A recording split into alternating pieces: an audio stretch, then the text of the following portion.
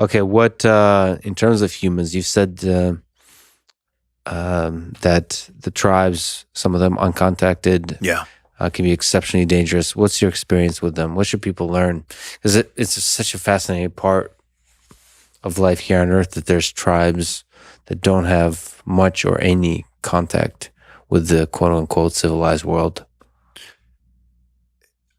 Most of the people that I meet don't actually really understand how isolated these people are, or how weird it is that we're sitting here and that we have iPhones and airplanes and all this stuff, and these people are living naked in the forest at this moment. And so the thing, though, and I also was recently, somebody said, oh, there's like Paleolithic tribes, and it's like, no, just by default, they're modern tribes living now. They just happen to be living out in the jungle. And there's a huge debate about, do we try and contact them and bring them in? And there's two camps of people on this who they say that it was the trauma of the rubber boom that sent them out that far into the forest and made them terrified of the outside world. And so that's also what made them so hyper violent. I mean, there's one of the guys we work with on our team, Victor, was in, I think it was 2004. He was coming down river and he had a load of mahogany wood, and he's piloting this boat, and he sent two people, husband and wife, ahead to go start cooking breakfast on the beach so they could put the little kitchenette thing down and put the propane. He sent them ahead as he's going nice and slow with the barge coming down the river. They go ahead, reach the beach, they get out. He starts cutting some cane to start making a fire. Tribe comes out. No warning. They just start screaming. They start shooting arrows. The man instantly gets an arrow through the leg, and it pins his leg so he can't run. He tells his wife, go, save yourself. And she does. She jumps in the water. There's arrows falling around her too. And as she's floating down the river, she looks back, and the last thing she sees is these guys getting to her husband and beginning to rip him apart. As Victor comes down the river, this is a guy we work with every day, he comes down the river and sees his friend disemboweled, opened up, dissected. His parts are all over the beach. The beach is red.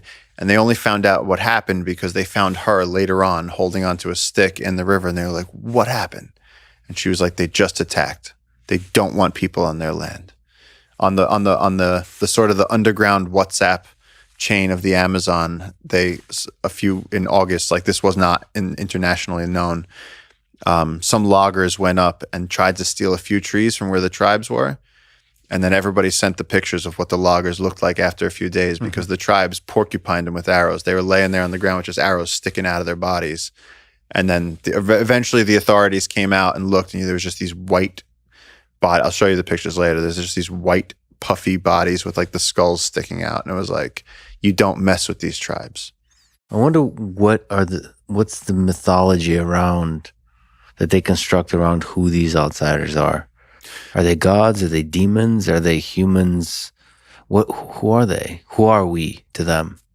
Well, you got to go back to the rubber boom. The rubber barons went down there, and at the start of the Industrial Revolution, the only way to get rubber was to mine it from the trees that were out in the forest. And so the only way to do that, because you can't make a rubber plantation in the jungle. The rubber, when it's in plantation form, when it's a monoculture, it gets this leaf blight and it all dies. Henry Ford tried it. It didn't work. And so what they did was they sent these people down who just whipped, burned, enslaved, raped, and pillaged the people. It's one of the worst periods in human suffering that I've ever read about. One missionary said they were killing the locals the way you or I would kill a mosquito. They just went nuts. And so they sent them out, and they would come back with rubber. And this would go to fuel the Industrial Revolution for hoses and gaskets and tires and all this stuff that suddenly we needed. And it was during that time that these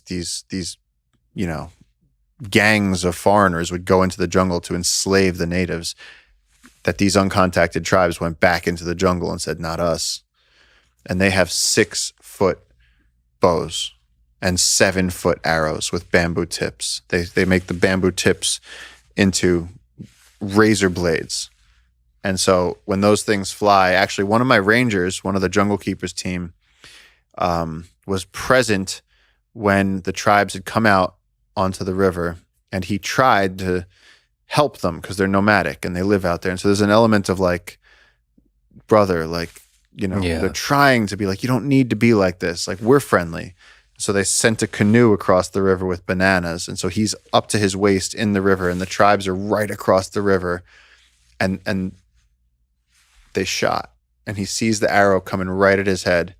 And as he moved to the side, it hit him at the temple and sliced him back towards the ear, opening him to the skull.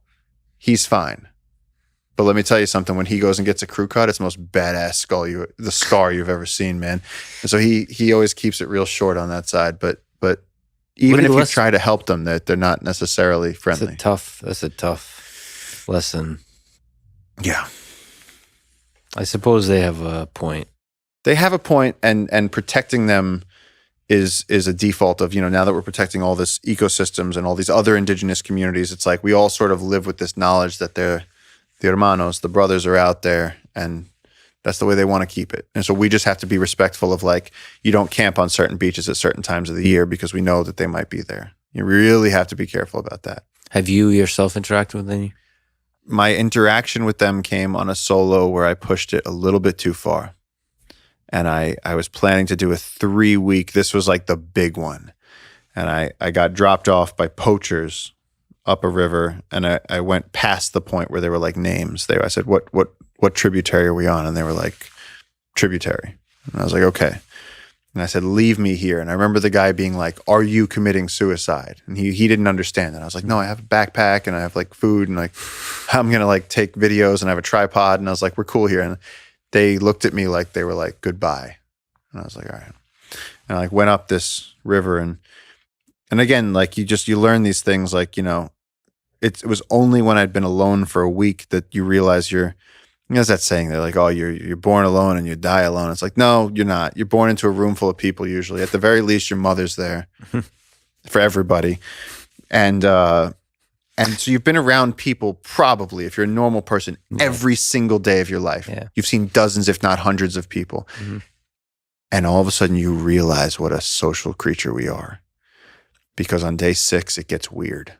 For me, it got weird. I know there's people that can do it longer.